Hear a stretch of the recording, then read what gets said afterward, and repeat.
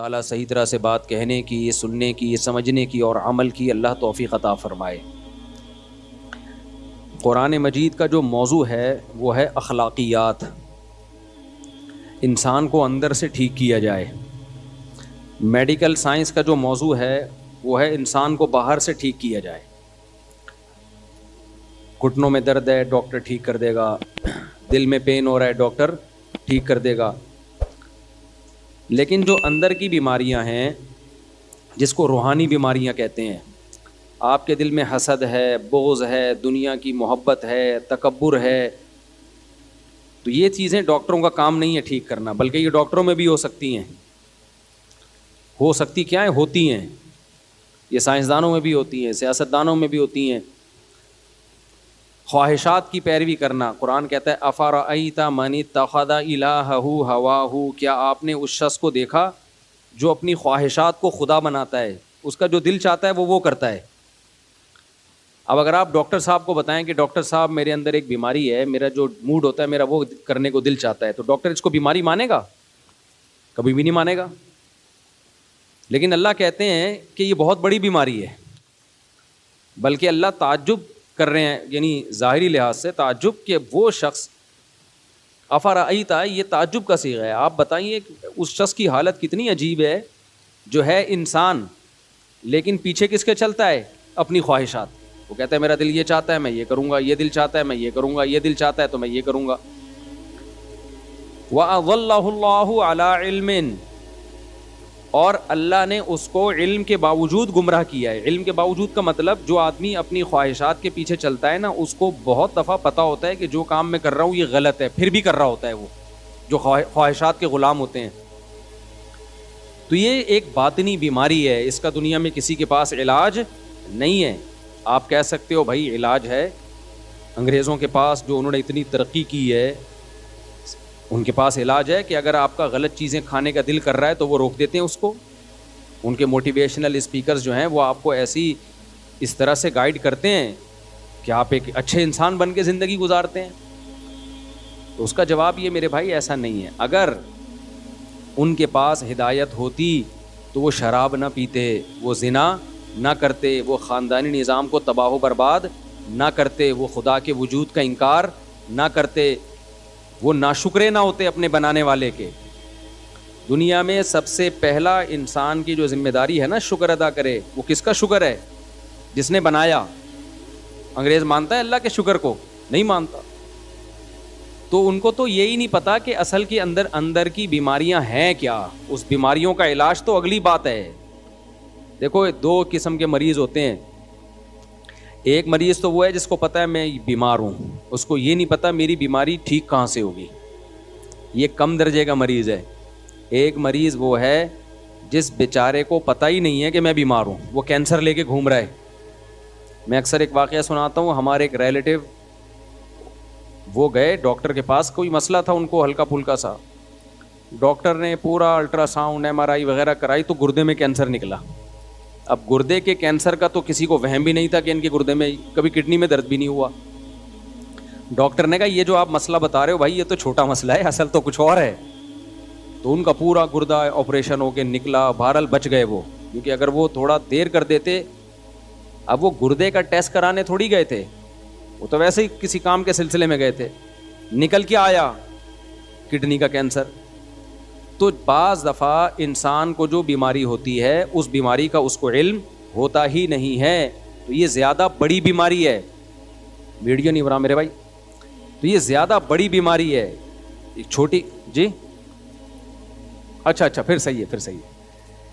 تو یہ چھوٹی بیماری ہے کہ آپ کو اپنی بیماری کا علم ہو، اور یہ بڑی بیماری ہے کہ آپ کو اپنی بیماری کا علم ہے ہی نہیں۔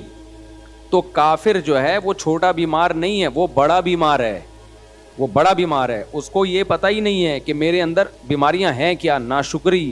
قرآن کہتا ہے کافر ان الانسان لربہ کفورا، انسان اپنے رب کا چھوٹا ناشکرا نہیں، بہت بڑا ناشکرا ہے۔ تو آپ ایک بات بتاؤ، شکر گزار اچھا ہوتا ہے، ناشکرا اچھا ہوتا ہے، یا شکر گزار اچھا ہوتا ہے؟ شکر گزار اچھا ہوتا ہے نا، ناشکرا غیر اخلاقی حرکت ہے نا۔ تو اللہ کہتے ہیں سارے کافر کیا ہیں؟ ناشکر ہے، اور ہم کہتے ہیں کہ سارے کافر کیا ہیں؟ مسلمانوں سے اچھے ہیں. ہم کہہ رہے ہوتے ہیں نا منہ سے، ارے مسلمانوں سے اچھے ہیں، تو اللہ ان کو یہ کیوں کہہ رہا ہے کہ بہت بڑے ناشکر ہیں؟ یہ وجہ کیا ہے کہ وہ یہ فیصلہ ہی نہیں کر پا رہے ہیں کہ اصل بیماری ہے کیا، غیر اخلاقی کام ہے کیا. انہوں نے خود سے غیر اخلاقی اور اخلاقی کا معیار متعین کر لیا. خود سے زنا کرنے والے کو برا نہیں سمجھتے، وہ ماں باپ کے ساتھ برا سلوک کرنے والے کو برا نہیں سمجھتے، وہ شراب پینے والے کو برا نہیں سمجھتے، وہ اللہ کا انکار کرنا، اللہ کے ساتھ غیروں کو شریک کرنا، اس کو برا نہیں سمجھتے وہ. تو اس لیے اللہ تعالیٰ نے قرآن مجید اس لیے نازل کیا کہ اللہ نے فرمایا فیہ شفاء لما فی الصدور، تمہارے سینوں کے اندر جو بیماریاں چھپی ہوئی ہیں، جو برائیاں چھپی ہوئی ہیں، اس سے شفا صرف اور صرف قرآن سے ملے گی، قرآن کے علاوہ کوئی اور ذریعہ نہیں ہے.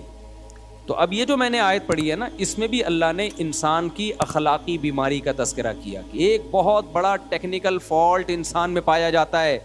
ان الانسان خلق ہلوعا اذا مسہ الشر جزوعا واذا مسہ الخیر منوعا. فرمایا بہت بڑا ٹیکنیکل فالٹ یہ ہے، مینوفیکچرنگ فالٹ ہے انسان کے اندر، کہ جب اسے کوئی مصیبت آتی ہے تو یہ اس مصیبت میں بے صبرا ہو جاتا ہے، حالانکہ یہ نہیں دیکھتا کہ یہ مصیبت دی کس نے ہے؟ اللہ نے. تو جو خدا مصیبت دے سکتا ہے وہ مصیبت ہٹانے پر قدرت رکھتا ہے کہ نہیں رکھتا؟ کیوں نہیں بھائی قدرت رکھتا وہ تو یہ مایوس ہونا شروع ہو جاتا ہے. تو کافر کے اندر ایک ٹیکنیکل فالٹ کیا ہے؟ مصیبتوں میں کیا ہونا؟ مایوس. دوسروں کو وہ سمجھا رہے ہوں گے مایوسی بری چیز ہے، ان کے ڈاکٹر خود مایوس ہو رہے ہوں گے. میں اس پر ایک چٹکلا مجھے یاد آتا ہے.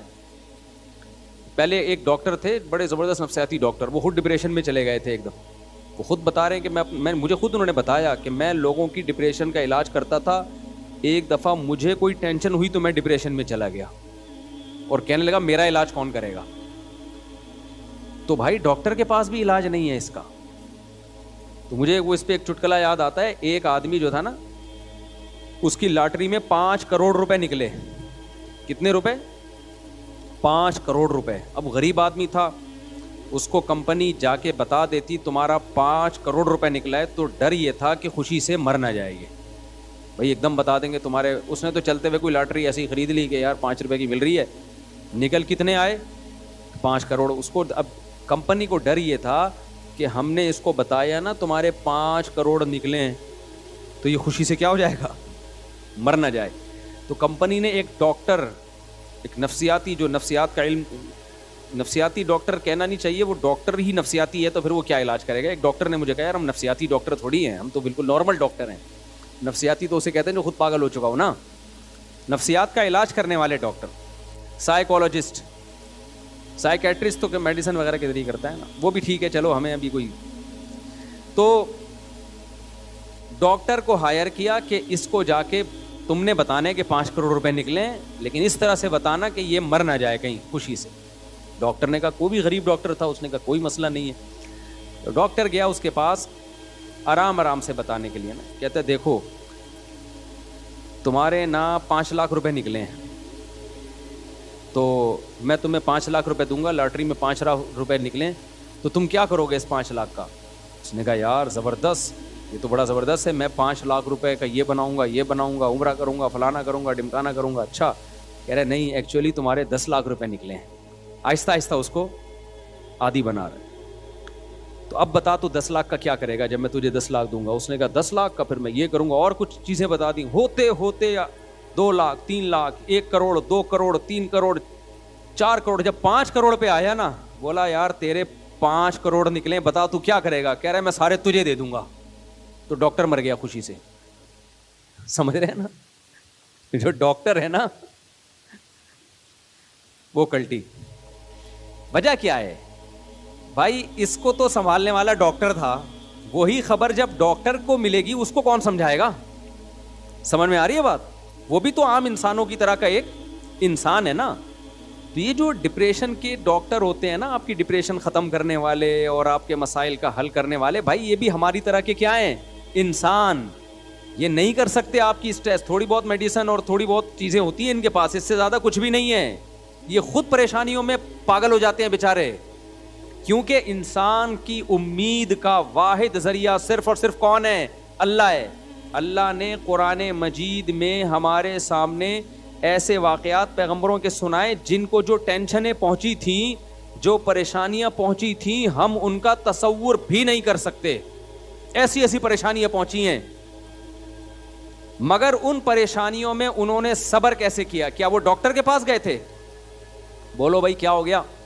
دیکھو ابراہیم علیہ السلام کو کتنی بڑی پریشانی، ان کو قوم نے اٹھا کے آگ میں ڈال دیا، پوری قوم ان کی دشمن ہو گئی، تنہا۔ ابھی یہ امریکہ سے آئے ہیں، 2 شادیاں کی انہوں نے، میں ان کے علاقے میں بھی گیا ہوں، سان فرانسسکو، آپ کے گاؤں کے لوگ بھی سن رہے ہوں گے یہ بیان۔ ان کا علاقہ ہے لاس اینجلس سے نا، بالکل ویسٹ امریکہ۔ تو میں نے جب یہاں بیان کیا تو میں نے ان لوگوں نے سوال پوچھا کہ 2 شادیاں کرنی چاہیے۔ میں نے کہا بھائی وہ امریکہ میں کیوں بولوں کہ 2 شادیاں کرنی چاہیے، وہاں اللیگل ہے تو مجھے پکڑیں گے، کرنے اپنی ذمہ داری پہ کرو۔ تو ان کے گاؤں کے لوگ بڑے خوش ہو گئے کہ دیکھو مفتی صاحب کہہ کے گئے یہ نہیں کرنی چاہیے، حالانکہ میں نے یہ نہیں کہا تھا کہ نہیں کرنی چاہیے، یہ مجھے بتا رہے ہیں وہاں یہ پھیلا ہوا ہے کہ مفتی صاحب نے بولا یہاں نہیں کرنی چاہیے۔ خواتین بہت خوش ہے، حالانکہ میں نے یہ نہیں بولا، میرا مقصد ہے کرنا ہے تو مجھے کیوں پھنسوا رہے ہو بھائی تم۔ تو اب یہ جب انہوں نے دوسری کی، انہوں نے مجھے ابھی عصر کے بعد یہ ملنے آئے تھے، انہوں نے پورا واقعہ سنایا، میں بالکل اکیلا ہو گیا، میں بالکل ڈپریشن میں چلا گیا، میں بالکل تنہا ہو گیا، خاندان میں کوئی ساتھ دینے والا نہیں، یہاں تک کہ جن دوستوں نے کہا تھا تو ہمت تو کر ہم ہیں تیرے پیچھے، وہ بھی بھاگ گئے۔ تو میں نے ان سے کہا میرے ساتھ بھی ایسا ہی ہوا تھا، جنہوں نے دوسری شادی میں اٹینڈ ہونے کے وعدے کیے ہوئے تھے نا مجھ سے، وہ بھی عین موقع پہ بھاگ گئے۔ انسان تنہا ہو جاتا ہے۔ تو اب یہ نہیں کہ پوری دنیا ان سے کٹ گئی ہے، چند لوگ خاندان کے کٹ گئے تو کتنی اسٹریس اور ڈپریشن اس بندے نے محسوس کی ہوگی۔ سوچو ابراہیم علیہ السلام سے تو پوری دنیا کٹ گئی تھی، ایک شخص بھی ان کا ساتھ دینے والا نہیں ہے۔ بعد میں جا کے لوط علیہ السلام جو ان کے بھانجے، وہ ایمان لے کر آئے۔ بھانجا تو چھوٹا ہوتا ہے نا بہت، تو اور پھر ابراہیم علیہ السلام اپنے والد کو کیسے سمجھا رہے ہیں، یا ابتی لم تعبدو، اے میرے پیارے ابا آپ ان بتوں کی عبادت کیوں کر رہے ہو، یہ آپ کو نفع نہیں دے سکتے، آپ کو نقصان نہیں دے سکتے، پیار سے سمجھا رہے ہیں۔ اور آگے رپلائی کیا آ رہا ہے کہ لئن لم تنتہی لارجمنک، اے ابراہیم تو دعوت سے باز نہیں آیا، پتھروں سے مار کے ہلاک کروں گا میں تجھے، معاذ اللہ۔ اتنا سخت رپلائی جب باپ کی طرف سے بیٹے کو گیا ہے، کس قدر اسٹریس ہوئی ہوگی کہ نہیں ہوئی ہوگی۔ لیکن کہیں بھی نہیں ہے ابراہیم علیہ السلام نے کوئی محلے کا ڈاکٹر تلاش کیا ہو کہ بھائی دیکھیں یار یہ اتنی ٹینشنوں میں آیا ہوا ہوں، کسی اچھے ڈاکٹر سے رابطہ کرنا ہے۔ اس زمانے میں بھی حکیم ڈاکٹر تو ہمیشہ سے ہی ہیں، کس قدر الگ ہو گئے اپنی قوم سے، بالکل ہجرت کی کہ بھائی چھوڑ کے جا رہا ہوں اکیلے۔ اللہ نے مدد کی، حضرت ہاجرہ آپ کو ملی، حضرت سارہ آپ کو ملی، آپ کی 2 ازواج، پھر دوسری اس سے بڑی ٹینشن، آپ نے حکم دیا اپنی بیوی ہاجرہ کو کہاں چھوڑ کے آؤ؟ مکہ میں۔ کتنا دور ہے وہ علاقہ بھائی، ریگستان کا سفر ہو، اونٹوں کا سفر ہو، ارض شام سے چل کے آپ جب جہاز میں سفر کرتے ہو آپ کو نظر آتا ہے نیچے ریگستان، سڑکیں وڑکیں تھوڑی تھیں، ریگستان میں سفر کرنا ہے اپنی محبوب زوجہ کو لے کے، کہاں؟ ایسی جگہ جہاں مکہ میں ایک انسان بھی نہیں، کوئی بشر بھی نہیں، وہاں پہنچا کے واپس آ جانا ہے۔ کس قدر اسٹریس اور ٹینشن کا کام ہے یا نہیں ہے؟ جا رہے ہیں اپنی زوجہ کو دودھ پیتے بچے کے ساتھ چھوڑ کے واپس آ رہے ہیں، زوجہ بھی پریشان، بھائی یہ کیوں؟ زوجہ نے بھی وہاں ٹائم گزارا، کوئی ڈاکٹر تلاش نہیں کیا، نہ ابراہیم علیہ السلام نے۔ وجہ کیا ہے بھائی؟ وہ یقین ہے کہ یہ ٹینشن دینے والا کون ہے۔ بولتے کیوں نہیں بھائی؟ جب کام اتفاقی ہوتا ہے نا ٹینشن ہوتی ہے، جب پتہ ہے ایک پلان کے تحت ہو رہا ہے ٹینشن نہیں ہوتی۔ اس کی میں ایک مثال دیتا ہوں۔ یہ جو کافر لوگ ہیں نا، یہ سمجھتے ہیں دنیا میں جو بھی حادثات ہو رہے ہیں، پریشانی آ رہی ہیں، وہ بائی چانس ہیں۔ وہ کیا ہے؟ بائی چانس ایسا ہو گیا، بائی چانس وہ مر گیا، بائی چانس یہ ہو گیا۔ تو آدمی کہتا ہے یہ چانس میرے ساتھ ہی ایسا پتہ نہیں کیوں ہو رہا ہے، ٹھیک ہے نا۔ اس کی مثال دیکھو، آپ کہیں جا رہے تھے، آپ جب زمین پہ بیٹھے اتفاق سے نیچے کانٹا تھا، دھاڑ کر کے چپ گیا، آپ کی چیخ نکلے گی نا، غصہ بھی آئے گا، یار یہ کیا مصیبت ہے، یار یہ کون سوئی بھول گیا تھا یہاں پہ۔ لیکن ایک پلان کے تحت جب سوئی چبھائی جاتی ہے، ڈاکٹر جب چبھوتا ہے تو ویسی چیخ بولو نہیں نکلتی، بلکہ انسان اپنی چیخ پہ کیا کرتا ہے؟ کنٹرول۔ بلکہ ڈاکٹر بھی کہتا ہے کنٹرول، یہ خود نہیں لگ رہی ہے، باقاعدہ میں لگا رہا ہوں۔ آپ کو تسلی بھی ہوتی ہے یار یہ ڈاکٹر ہے، یہ میرا خیر خواہ ہے، یہ میرے فائدے کے لیے ٹیکا لگا رہا ہے۔ مسلمان کو یہ پتہ ہوتا ہے کہ جو پریشانیاں میرے اوپر آ رہی ہیں بائی چانس نہیں آ رہی ہیں, یہ پریشانیاں کون دے رہا ہے؟ اللہ. اور اللہ ظالم نہیں ہے, اللہ میرا خیر خواہ ہے. یہ خود بخود نہیں آ رہی, وہ دے رہا ہے مجھے آزمانے کے لیے, مجھے بنانے کے لیے, میرے گناہ معاف کرنے کے لیے, میرے درجات بلند کرنے کے لیے. یہ دنیا دارالامتحان ہے, یہ آزمائش کی جگہ ہے, یہ پیڑے کھانے کی جگہ نہیں ہے.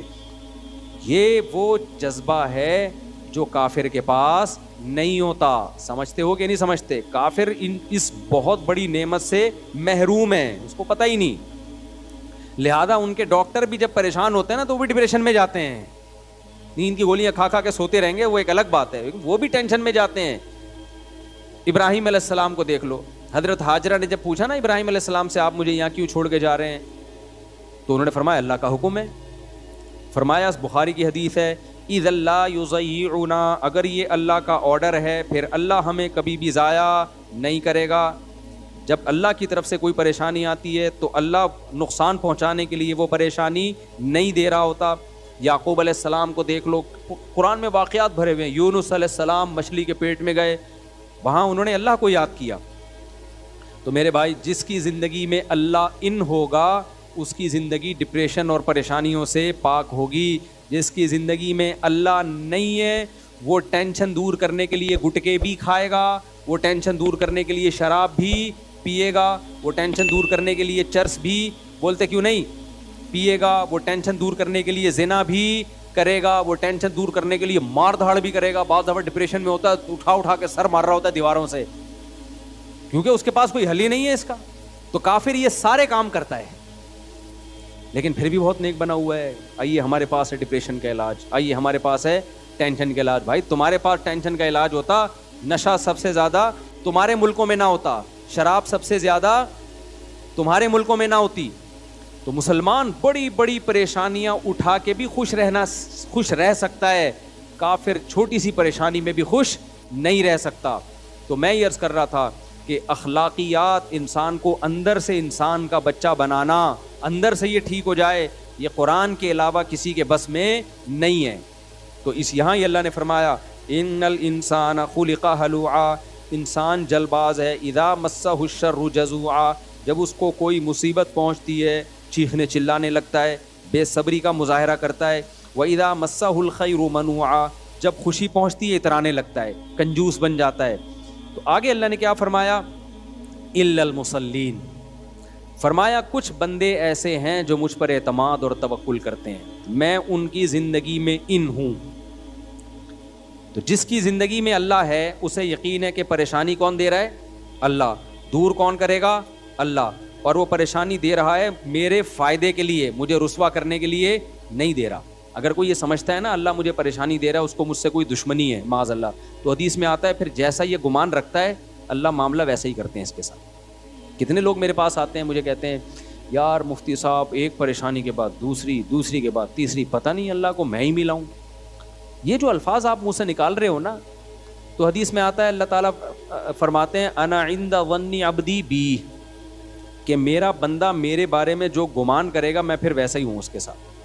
اگر بندہ یہ سمجھے یار یہ پریشانیاں در پریشانیاں آ رہی ہیں بس اللہ کی طرف سے مجھے صبر کرنا چاہیے, تو ان پریشانیوں کو اللہ اس کے حق میں نعمت بنا دیتے ہیں. اور اگر وہ یہ سمجھتا ہے کہ یہ پریشانیاں اللہ کی طرف سے مجھے نقصان پہنچانے کے لیے اللہ کو میں ہی ملاؤں, تو پھر اللہ ان پریشانیوں کو اس کے لیے نعمت کے بجائے عذاب بنا دیتے ہیں. نبی صلی اللہ علیہ وسلم نے فرمایا کہ آپ صلی اللہ علیہ وسلم نے ایک بوڑھے کے پاس گئے, وہ شدید بخار میں تھا. آپ نے فرمایا طہور انشاءاللہ, یہ بخار تمہارے گناہوں کے معاف کرنے کا ذریعہ بنے گا. نبی نے فرمایا کہ جس شخص کو بخار ہوتا ہے نا, جو بخار کی گرمی یہ جہنم کی آگ کی گرمی کو کم کرتی ہے. جو جہنم کی آگ کا حصہ ہے نا, جو اس کو آخرت میں ملنا تھا, اللہ بخار کی شکل میں دنیا میں دیتے ہیں اس کو, اور یہ بہت تھوڑے میں بہت بڑا عذاب اس سے ہٹا دیتے ہیں. بھائی دنیا میں بہت تھوڑے میں وہاں کی بہت بڑی تکلیف اللہ دور کرتے ہیں. یہاں بہت تھوڑا ہوگا وہاں بہت زیادہ ہوگا, اللہ کہتے ہیں وہاں کے بجائے یہاں تھوڑا دے دو تاکہ وہاں کے زیادہ سے بچ جائے. تو بوڑھا بخار میں تھا, آپ صلی اللہ علیہ وسلم نے فرمایا کہ اللہ کی طرف سے یہ معافی کا ذریعہ ہے. وہ بخار میں اس کو غصہ, اس نے کہا یہ مغفرت نہیں ہے, یہ بڈھے پہ عذاب مسلط ہوا ہے. اس طرح کے الفاظ انہوں نے کہا, نہیں بوڑھے پہ کیا ہے, یہ ایک عذاب ہے. تو آپ نے فرمایا اب یہ عذاب ہی ہے. تمہاری اگر نیت یہ ہے کہ اللہ عذاب دے رہا ہے تو پھر اب یہ کیا ہے؟ اب یہ اللہ کی طرف سے عذاب. تو اللہ نے فرمایا کہ جن لوگوں کی زندگی میں اللہ ہے تو وہ جلد باز نہیں ہوتے, مصیبتوں میں صبر کرتے ہیں, خوشیوں میں اللہ کا شکر کرتے ہیں. لیکن جن کی زندگیوں میں اللہ ہے ان کی علامتیں کیا ہیں؟ آگے اللہ نے وہ علامتیں بتائیں, کیونکہ ہر آدمی کہتا ہے میں اللہ کو مانتا ہوں, کہتا ہے کہ نہیں کہتا؟ تو اللہ نے علامتیں بتائیں. فرمایا کہ یہ زبانی دعویٰ قبول نہیں ہے کہ تم کہو میں اللہ پہ ایمان رکھتا ہوں. جن کی زندگی میں اللہ ہے, جو اللہ پہ اعتماد کرتے ہیں, وہ سمجھتے ہیں مصیبت دینے والا بھی اللہ, خوشیاں دینے والا بھی اللہ, تو اللہ نے فرمایا کہ ان کی علامت یہ ہے الا المصلین, کہ وہ نمازیں پابندی سے قائم کرتے ہیں. جو آدمی 5 وقت پابندی سے نماز نہیں پڑھتا اور کہتا ہے میں اللہ پہ ایمان رکھتا ہوں, یہ خالی پیلی کا دعویٰ ہے, اندر سے کھوکھلا دعویٰ ہے.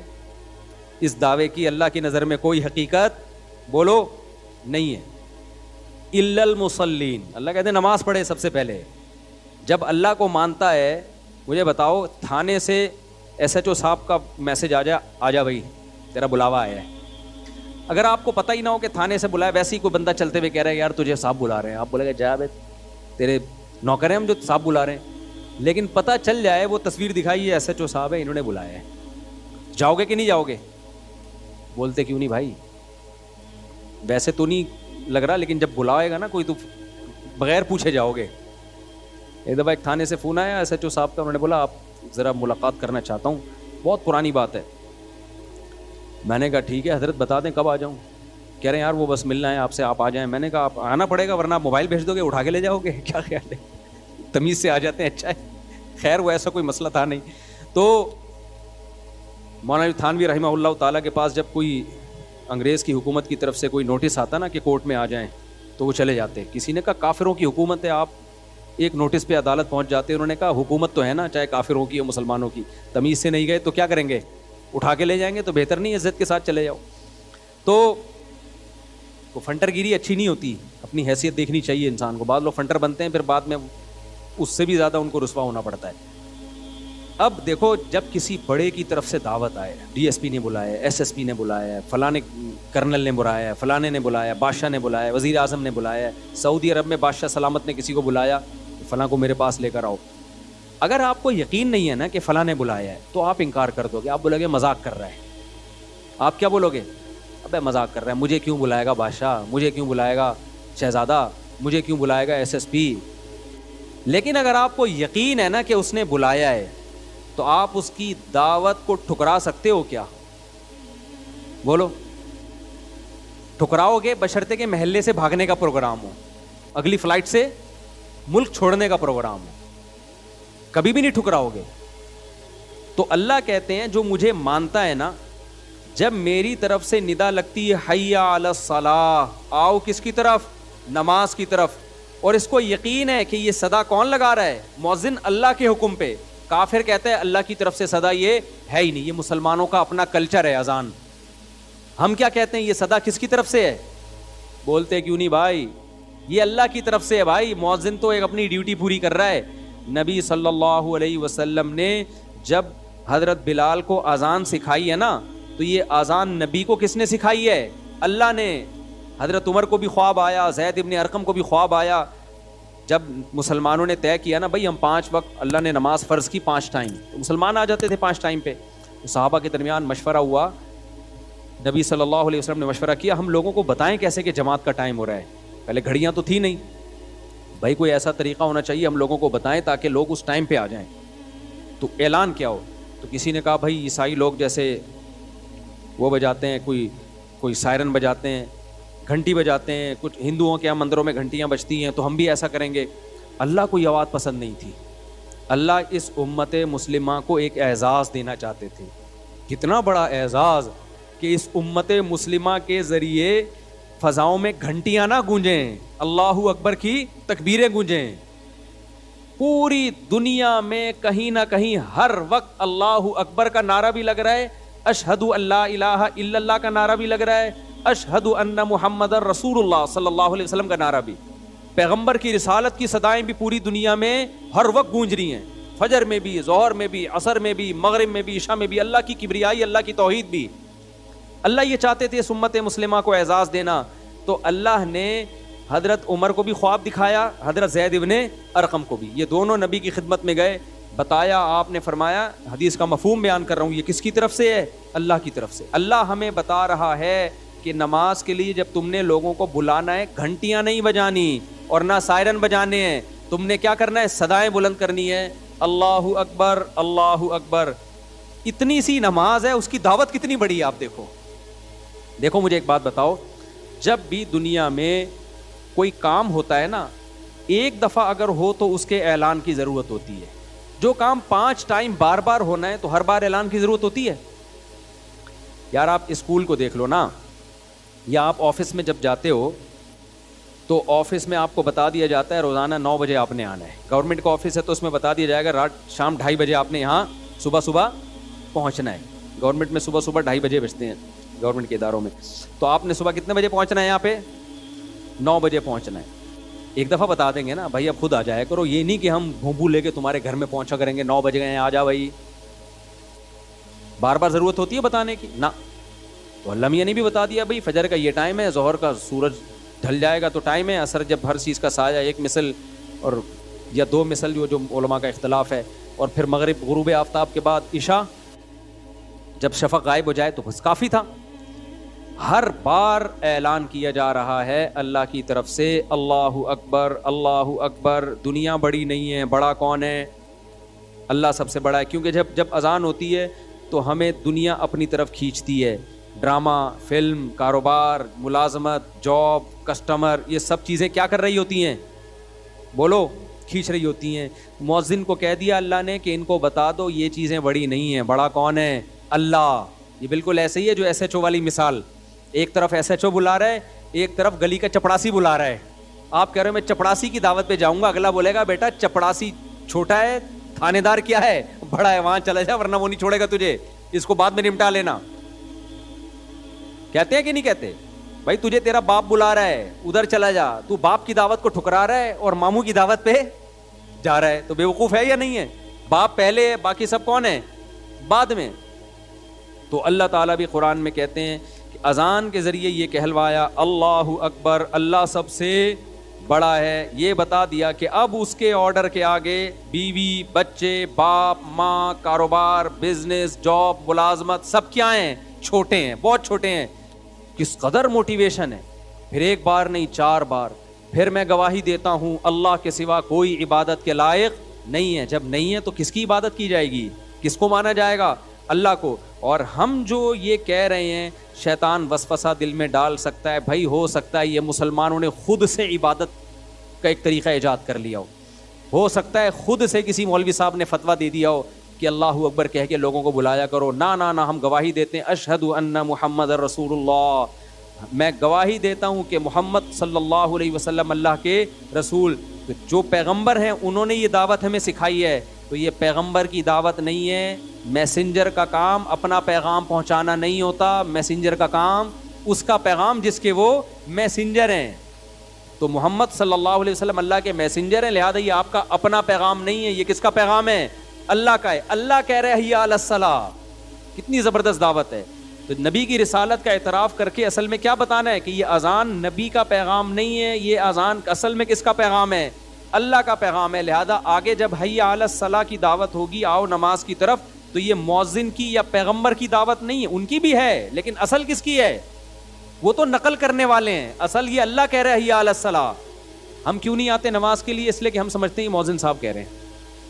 جب اذان ہو رہی ہے تو کہتے ہیں مؤذن کہہ رہے اللہ اکبر اللہ اکبر, مؤذن اذان دے رہا ہے. حی علی الصلاۃ کہہ رہا ہے, مؤذن کہتے ہیں یار مؤذن صاحب کو چونکہ تنخواہ ملتی ہے لہذا اس نے تو ٹائم پہ کیا کہنا ہے؟ حی علی الصلاۃ ہی کہنا ہے. 2 دفعہ حی علی الصلاۃ کہنا ہے, 1 دفعہ بھی کہے گا تو تنخواہ کیا ہو جائے گی؟ ابے کوئی حی علی الصلاۃ 1 دفعہ کہہ کے نکل لے پتلی گلی سے, اس کو مؤذن کو پوری تنخواہ ملے گی؟ مجھے لگ رہا ہے آپ لوگ کے سمجھ میں آ نہیں رہا بیان. مؤذن 1 دفعہ بھی 1 لفظ بھی چھوڑ دے, تنخواہ پوری ملے گی؟ اس کو نہیں ملے گی, لوگ پکڑ کے ماریں گے, اذان تو پوری دے. تو ہم یہ سمجھ رہے ہوتے ہیں یہ حی علی الصلاۃ, آؤ نماز کی طرف, یہ اعلان مؤذن کر رہا ہے. میرے بھائی یہ ہماری غلط فہمی ہے, مؤذن نہیں کر رہا. یہ کون کر رہا ہے اعلان؟ یہ اللہ کہہ رہے حی علی الصلاۃ, حی علی الفلاح. ہاں مؤذن کا مقام بلند ہے، اس لیے کہ وہ اللہ نے جو اس کے ذمے ڈیوٹی لگائی وہ اس ڈیوٹی کو پوری کر رہا ہے. اس لیے جب بھی کہیں جنگلوں میں نماز پڑھا کرو نا تو خود اذان دینے کی کوشش کیا کرو. نبی صلی اللہ علیہ وسلم نے فرمایا کہ سب سے اونچی گردن قیامت کے دن مؤذن کی ہوگی. یہ کنایہ ہے عزت سے، کیونکہ وہ 5 ٹائم اللہ کا اعلان فضاؤں میں بلند کرتا ہے. ہمارے حضرت کے ایک شاگرد تھے، شاگرد تو نہیں مرید تھے، وہ PIA میں بہت بڑے آفیسر تھے، بہت بڑے آفیسر، سینئر ترین آفیسر تھے وہ. لیکن جب وہ دارالفتہ آتے نا ہمارے حضرت کے ہاں تو اذان وہ خود دیا کرتے تھے. ان کی کوشش ہوتی جب میں ہوں تو میں ہی اذان دوں، کسی اور کو نہیں اذان دینے دیتے تھے. تو کمال ان کا یہ نہیں تھا کہ اذان دیتے تھے، کمال یہ تھا کہ جب کوئی ان سے ملتا کہ آپ کیا کرتے ہیں تو کہتے تھے میں مفتی رشید احمد صاحب کے ہاں مؤذن ہوں. وہ اپنے اس عہدے کا نہیں بتاتے تھے کہ میں PIA میں اتنا بڑا آفیسر. بھائی پوچھتے ہیں آپ کیا ہو، کہتے ہیں میں کیا ہوں بھائی، میں مؤذن ہوں. کہتے ہیں یار اتنا پڑھا لکھا آدمی، انگلش ٹھش ٹھش بولتا ہے اور ایسے گیٹ اپ سے بھی لگتا ہے کوئی بڑا آدمی ہے، کھاتا پیتا، اور کام کیا کر رہا ہے یہ مؤذن. وجہ کیا تھی؟ وہ کہتے تھے بھائی قیامت کے دن میرا مؤذن ہونا یہ میرے لیے زیادہ بڑا اعزاز ہوگا، PIA کا آفیسر ہونا زیادہ بڑا اعزاز نہیں ہوگا. تو ایسا نہ ہو دنیا میں جب کوئی ملے میں عزت کے لیے بولوں PIA کا آفیسر ہوں، قیامت میں اللہ جب مؤذنوں کو بدلہ دے رہا ہوگا تو اللہ کہے گا تو آفیسر پہلے، مؤذن تو کیا ہے بعد میں. تو جو وہاں کہنا یہاں بھی کیا کہو، یہاں بھی وہی کہو. اللہ کہے گا ادھر تو پیڑے کھانے کے لیے مؤذن نہیں ہوں، کیونکہ مؤذن جب کوئی کہتا نا تو رشتہ ہی نہیں ہوتا. ہمارے محلے میں ایک صاحب تھے، ان کی بھی جاب تھی اچھی، ان کو بھی شوق تھا یار چلو میں بھی اذان دے دیا کروں جا کے، کبھی کبھار وہ بھی اذان دیتے. یہ میرے سامنے کا واقعہ ہے. ان کے رشتے والے آئے، لڑکی والے گھر میں آ کے بیٹھے ہوئے ہیں، وہ سامنے بیٹھے ہیں، لڑکی والے ادھر، لڑکے والے سامنے. یہ لڑکا کہیں چلا گیا اذان دینے، اذان کا ٹائم ہو گیا تھا. حالانکہ اس کی اچھی جاب بھی تھی ایک الگ سے، پراپر مؤذن نہیں تھا یہ چلا گیا. ہماری مسجد میں وہاں نا جہاں ہم پہلے رہا کرتے تھے پراپر مؤذن نہیں تھا. امام صاحب نے کہا تھا بھائی جن جن کو اذان دینے کا شوق ہے سب دے سکتے ہیں، کوئی ایک آدمی نہیں ہے، جس کو دل چاہتا ہے اذان دے آ کے. تو وہ گئے اذان دینے کے لیے. لڑکی والے نے لڑکے والوں نے فخر سے بتایا یہ ہمارا بیٹا اذان دے رہا ہے. ان کا خیال تھا کہ وہ تو خوش ہو جائیں گے، مسلمان ہیں. تو لڑکی کے ابا نے کہا اچھا یہ آپ کا بیٹا اذان دے رہا ہے؟ ہاں. ہم نے نہیں کرنی بھائی، یہاں پہ ہم مولویوں کو سے شادی نہیں کرتے، تو ہم مولویوں کو نہیں دیتے اپنی بیٹی. وہ رشتہ ہی توڑ کے چلے گئے. یار ابے بھائی تو اس کو ملو تو صحیح، تم دیکھو تو صحیح، اس کو نہیں بس اذان کیوں دے رہا ہے یہ تو مولانا نکلا. مجھے ایک جگہ گھر چاہیے تھا کرائے پہ گھر چاہیے تھا. یہ کچھ وقت پرانی بات ہے. تو میں نے کسی کے ذمے لگایا، اسٹیٹ ایجنٹ کے گھر وزٹ کیا، دیکھا بڑا زبردست. تو میں نے اسٹیٹ ایجنٹ سے کہا کہ یار ان لوگ کو بتا دینا میں ایگری ہوں. اسٹیٹ ایجنٹ وہ کوئی خاتون اس گھر کی مالک تھی. اسٹیٹ ایجنٹ نے ان کو بتایا کہ خاتون ہے، ان سے رابطہ کیا اور کہا کہ یہ مفتی صاحب ہیں، وہ گھر لینا چاہتے ہیں. تو اس خاتون نے ان کو آڈیو بھیجی، وہ آڈیو اس نے مجھے بھیج دی. خاتون مفتیوں کو ہم نے گھر نہیں دینا ہے مطلب کوئی نارمل قسم کے لوگ لے کر آؤ، مفتیوں کو ہم نے گھر، ایسا تنزیہ. ابھی بھی وہ آڈیو میں سنا سکتا ہوں، ابھی میرے موبائل میں پڑی ہوئی ہے اس خاتون کی آڈیو آپ، لیکن وہ سمجھ جائے گی کہ میری بات ہو رہی ہے اس لیے میں سنا نہیں رہا. وہ میں نے واٹس ایپ پہ سنبھال کے رکھی ہوئی ہے. مفتیوں کو ہم نے گھر نہیں دینا. تو میں نے کہا بھائی نہیں دینا تو اس کو نہ دو، ہمیں کیا دوسرا کوئی گھر لے لیں گے، کیا خیال ہے، اللہ کی زمین چھوٹی تھوڑی ہے. خیر تو کہاں سے کہاں بات چلے گی، جلدی سے بات کو سمیٹتا ہوں میں. تو اللہ کی طرف سے یہ مؤذن کی اپنی آواز نہیں ہے بھائی. اگر مؤذن کی اپنی آواز ہوتی تو مؤذن ہمارا ماموں لگتا ہے جو ہم اس کی دعوت پہ لبیک ہیں.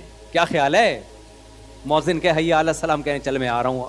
ہمارا ابا کہے گا نہیں میں نے بلایا تھا اس دن آیا نہیں تھا تو، مؤذن سے تیرے بڑے تعلقات ہیں، ایک دفعہ حی علی السلام بول دیا اٹھ کے جا رہا ہے.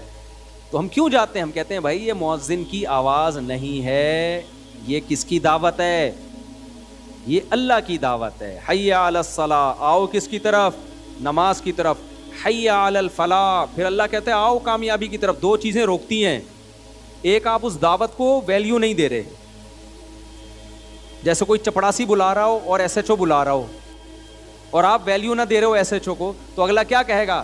ابے یہ تھانے دار ہے تجھے بلا رہا ہے، تو چپڑاسی کی دعوت پہ لبیک کہہ رہا ہے.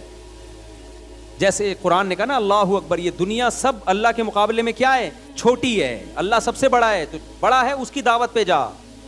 دوسری چیز جو انسان کو روکتی ہے اس دعوت سے وہ لالچ. بعض دفعہ چپڑاسی کی دعوت پہ چلا جاتا ہے, ایس ایچ او کی دعوت پہ نہیں جاتا, اسے پتہ ہے چپڑاسی کی دعوت میں 1 کروڑ روپے ملیں گے, ایس ایچ او صاحب پتہ نہیں چائے پلائیں گے, کیا پلائیں گے, کیا ہوگا, کل چلا جاؤں گا, پرسوں چلا جاؤں گا, بعض دفعہ یہ بھی ہوتا ہے. تو نماز میں بھی جب اللہ اذان میں ہمیں بلاتے ہیں نا, حی علی الصلاۃ, آؤ نماز کی طرف, تو ہمیں اللہ اکبر سے یہ تو پتہ چل گیا کہ اللہ سب سے بڑا ہے بھائی. اب دکان چھوٹی, باقی تمام چیزیں چھوٹی, سب سے بڑا کون؟ اللہ. لیکن شیطان کہہ سکتا ہے بھائی اللہ بڑا تو ہے, لیکن ملے گا کیا وہاں جا کے؟ دکان پہ بیٹھا رہے گا, بے شک چھوٹی ہے, کسٹمر بھی تو ہے نا, پیسہ بھی تو ہے, کوئی بات نہیں, چھوٹے کی دعوت پہ لبیک کہہ لو, پیسہ مل رہا ہے. بڑے کی دعوت پہ لبیک کہو گے, مسجد جاؤ گے, امام صاحب چندہ ہی مانگ لیں گے اور تو کچھ بھی نہیں ہوگا, کوئی 50 روپے بھی نہیں ملیں گے, فجر پڑھ کے, ظہر پڑھ کے, عصر پڑھ کے, تو خالی پیلی کچھ بھی حاصل ہونے والا نہیں ہے. ادھر نماز چھوڑوں گا تو ڈرامہ پورا چلے گا میرا, ٹھیک ہے نا, کرکٹ کا میچ آ رہا ہے, آخری چھکا چل رہا ہے, آخری بال چل رہی ہے, کیسے جذبات ہیں یار, یہ سین رہ جائے گا, انڈیا پاکستان کا میچ ہے, بعد میں لوگوں کے بتانے میں وہ مزہ تھوڑی آئے گا, لاسٹ اوور ہے, ادھر حی علی الصلاۃ اقامت ہو رہی ہے, یہ مزے رہ جائیں گے میرے, اور پھر وغیرہ وغیرہ جو 20 چیزیں.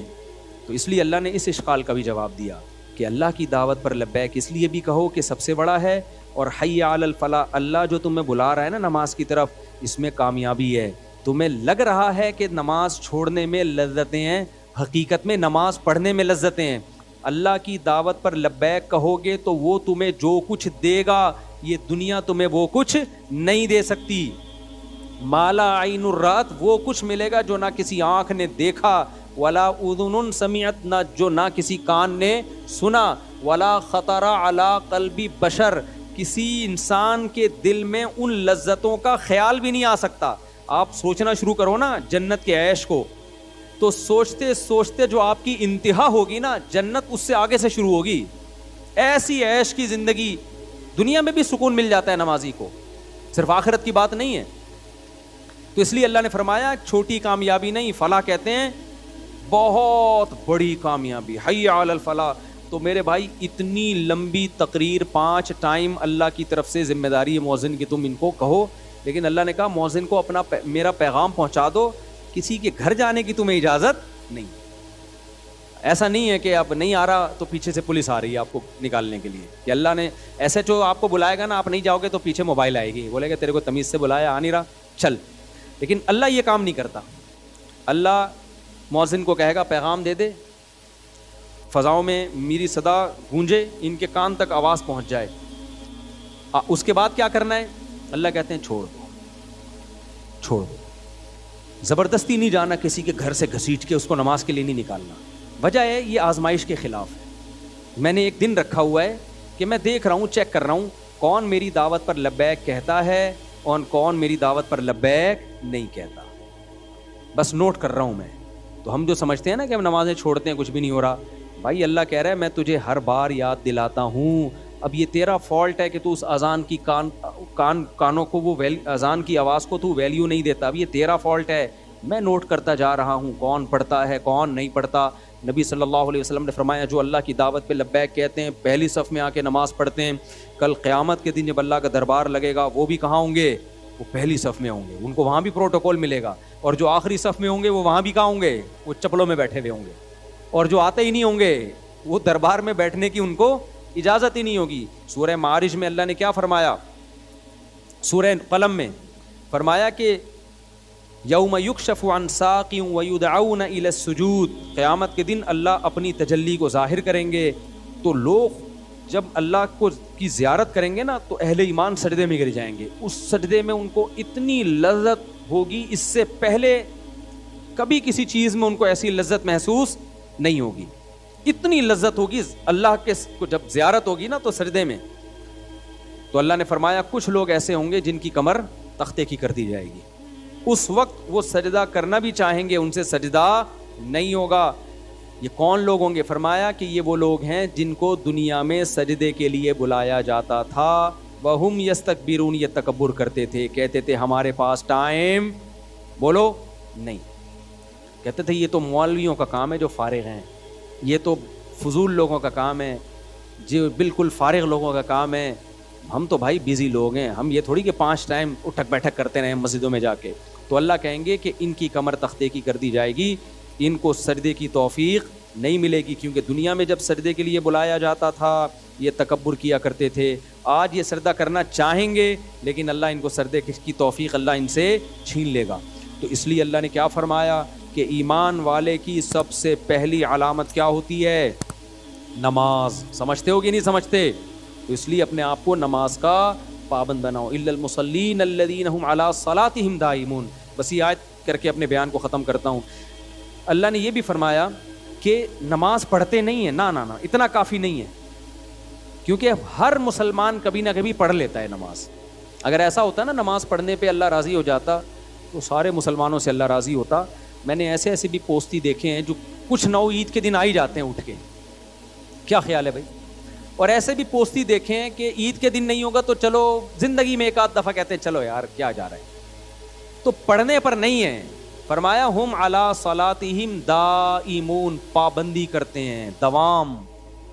نہ سفر میں نماز چھوٹتی ہے، نہ حضر میں نماز چھوٹتی ہے، نہ شادی بیاہ میں نماز چھوٹتی ہے، نہ میتوں میں نماز چھوٹتی ہے، نہ بارشوں میں نماز چھوٹتی ہے، نہ قحط میں نماز چھوٹتی ہے، نہ حضر میں نماز چھوٹتی ہے، نہ صحت میں نماز چھوٹتی ہے، نہ بیماری میں نماز چھوٹتی ہے، نہ خوشیوں میں، نہ غموں میں، نہ جہاز میں، نہ ٹرین میں، نہ بس میں، نہ کشتیوں میں. آج اچھے نمازیوں کو دیکھا ہے جہاز میں پوستیوں کی طرح پڑے ہوئے ہوں گے. ابے لمبا سفر ہے، کہہ رہے ہیں یار اب جہاز میں کیسے پڑھیں بھائی، جہاز میں کیسے پڑھیں بھائی. اللہ نے حکم دیا کھڑے ہو کے نہیں پڑھ سکتے، بیٹھ کے نہیں پڑھ سکتے، لیٹ کے. اگر نماز قضا کرنے کی اسلام میں کوئی گنجائش ہوتی تو میدان جنگ میں گھوڑے کی پشت پہ جب گھمسان کی جنگ ہو رہی ہوتی اس وقت اللہ کہتا کیا کرو، چھوڑ دو. وہاں اجازت نہیں دی ہے تو آپ ماموں کی شادی میں جا رہے ہو بس میں بیٹھ کے، اس میں کہاں سے اجازت مل گئی کہ بس میں سفر ہو رہا ہے ہمارا؟ نہیں آ رہی میرا خیال ہے بات سمجھ میں.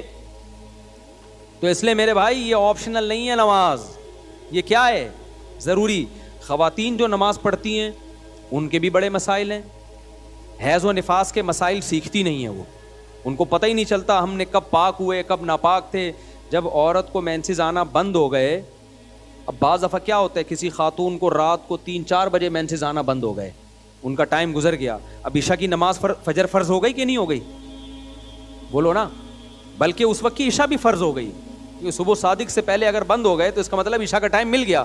وہ دیکھتی نہیں ہے، وہ صبح اٹھ کے ان کو اندازہ ہوگا چلو جی پاک ہو گئے ہیں. تو اب آپ کو کیا پتا پاک عشاء میں ہوئے تھے فجر میں ہوئے تھے، کیا پتا آپ کو؟ تو ایسے ہم نے دیکھا ہے کہ بہت سی خواتین کو اس کا ہوش ہی نہیں ہے، وہ حیض و نفاس کے مسائل سیکھتی نہیں ہیں.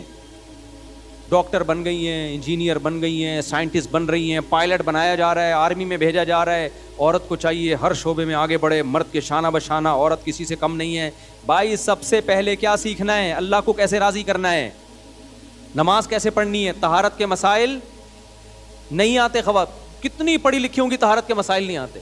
ہم جب کہتے ہیں بھائی بہشتی زیور خرید کے گھر میں رکھ لو، جامع رشید نے آسان کر کے چھاپ دیے تسہیل بہشتی زیور کے نام سے، اس میں حیض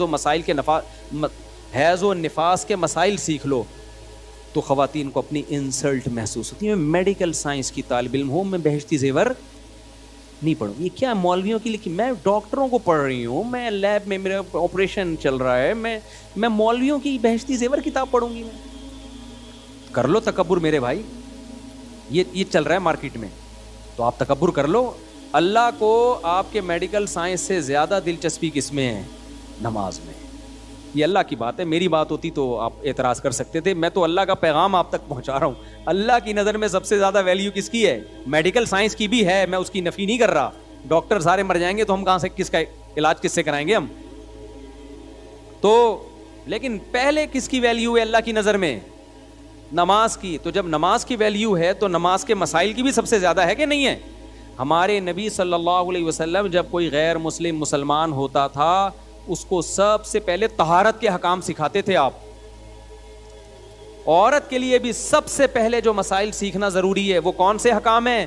طہارت کے. غسل کب فرض ہوتا ہے؟ غسل فرض ادا کیسے ہوتا ہے؟ خواتین کے تو مینسز ہوتے ہیں، نفاس کا خون ہے، کب بلیڈنگ بند ہوگی تو وہ پاک سمجھی جائیں گی، کب ناپاک سمجھی جائے گی. یہ سارے مسائل اس کا تعلق کس سے ہے؟ نماز سے.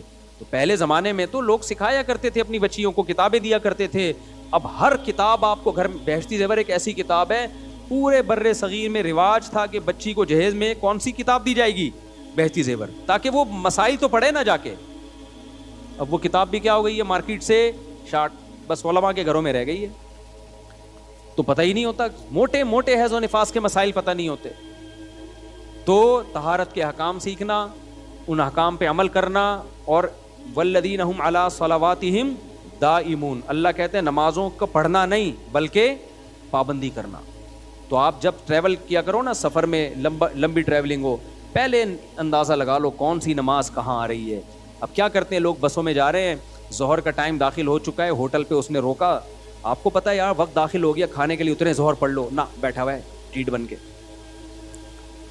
پھر بس میں جب بیٹھے، بس چلی ہے، اب 1 گھنٹے بعد ڈرائیور سے کہہ رہا ہے یار ظہر کے لیے روک، وہ کہہ رہا ہے بھی روکی تو تھی میں نے نماز، یعنی کھانے کے لیے، وہ تو کھانے کے لیے روکی تھی نا، اب نماز کے لیے دوبارہ روک. تو یہ اس کی علامت ہے کہ آپ کو خود فکر نہیں ہے. اگر آپ نمازی ہوتے نا، آپ خود ٹائم کو مینیج کرتے، یار اس وقت کھانے کے لیے روکے گا اور نماز کا بھی ٹائم ہو چکا ہوگا اس وقت، تو میں اس وقت پڑھ لوں گا. کتنے لوگ ہیں موبائل میں اپلیکیشن، اب تو موبائل میں اپلیکیشن آ گئی ہیں نمازوں کی. میں لوگوں سے پوچھتا ہوں سفر میں، تمہیں پتہ ہے سورج کب نکل رہا ہے، فجر قضا کب ہو رہی ہے؟ کہہ رہے ہیں یار ہمیں تو نہیں پتہ. ابے جب تمہیں پتہ نہیں ہے تو فجر پڑھو گے کیسے؟ سب کچھ تمہارے موبائل میں ملے گا، ساری ہیروئنوں کی تصویریں مل جائیں گی تمہارے موبائل میں، پب جی ملے گا تمہارے موبائل میں. تمہیں یہ نہیں پتا کہ کون سی نماز کا ٹائم کب داخل ہو رہا ہے اور کون سی نماز کا ٹائم کب. جو نمازی عورتیں ہوتی ہیں نا، ان کو ڈیلی پتا ہوتا ہے آج فجر میں سورج نکلنے کا ٹائم یہ ہے، ان کو پتا ہوتا ہے کہ اس سے پہلے پہلے ہم نے کیا کرنی ہے، فجر پڑھنی ہے، تاکہ نماز خراب نہ ہو ہماری. جو بے نمازی ہوتے ہیں اتفاق سے پڑھ رہے ہوتے ہیں، ان کو کچھ پتہ نہیں ہوتا فجر کب ہے، ظہر کب ہے، عصر کب ہے. سفر میں تو ان کو ویسے ہی نہیں پتا ہوتا. تو یہ ایسے نمازی اللہ کو ایسے نمازی کو اللہ نمازی نہیں مانتا. اس کا مطلب یہ نہیں کہ وہ بھی چھوڑ دو آپ، جو کبھی کبھار سال میں 1 دفعہ آ رہے ہو. مطلب یہ کہ وہ تو پڑھتے رہو، اس کو ایڈ کرو، پراپر پابندی سے پڑھو نماز.